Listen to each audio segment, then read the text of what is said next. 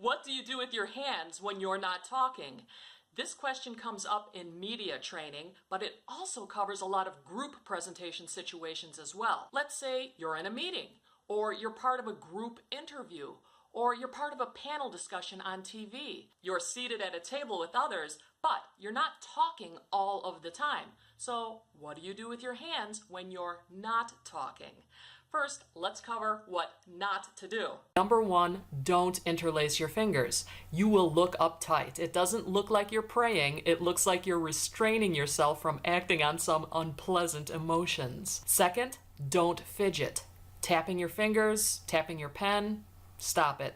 Don't do it. Third, don't put your hands under the table. That looks like you're trying to hide something. What to do instead? Keep your hands on the table, one on top of the other, nice and relaxed. You'll look confident and calm.